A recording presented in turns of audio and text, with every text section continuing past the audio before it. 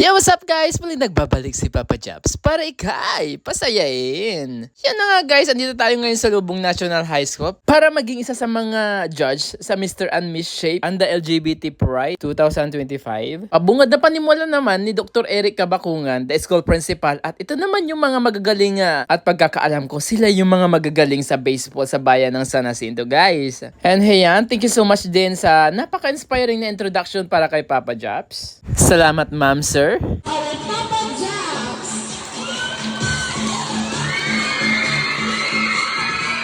Grabe mga kapapa Jeff. So ibang level talaga yung energy ng mga estudyante. Ang gagaling, ang tatapang, at kita mo talaga yung confidence nila sa stage. Tignan nyo Sobra akong na-impress sa creativity, talino, at paghahandi nila para dito sa event na to.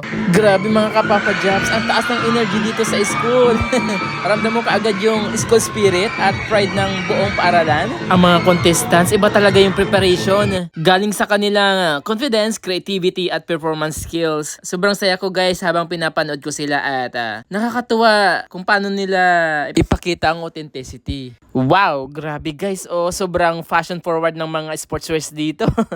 Para sa kababaihan, kalalakian, at sa ikatlong lahi, ayan, talagang nag-stand out sila lahat. Bawat isa sa kanila may sariling ganda at outfit na sobrang kahanga-hanga lang talaga. Grabe Wala talaga akong masabi sa mga performance ng mga batang ito. Talaga nga namang sobrang gagaling nila. Bawat galaw at bawat kilos, puno-puno ng energy at passion.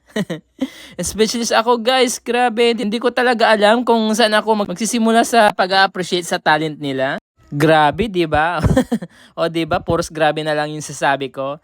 Yung pasiklaban nila, kinikilabutan ako sa bawat galaw at bawat performance nila guys. Talaga nga namang nakakabilib ang mga talent nila. Parang bawat eksena ay puno ng energy at emosyon. Grabe At heto na nga, grabe yung exciting part na ito. Ang announcement of the winner. Grabe sobrang tense pero rewarding makita yung saya at pride ng mga nanalo guys. Ayan, congratulations sa mga participants.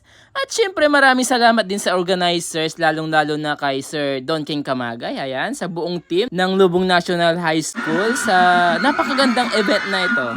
So ayan na nga kapapa Jobs, ayun na muna yung kwento natin dito sa Mr. and Miss Shape at saka sa Third Gender 2025.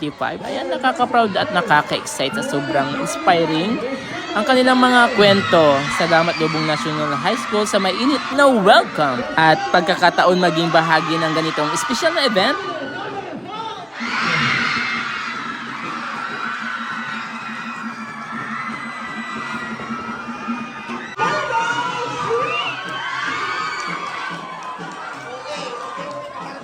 Ayan, don't forget to like, share, and subscribe sa aking YouTube channel. And stay tuned sa next adventures natin.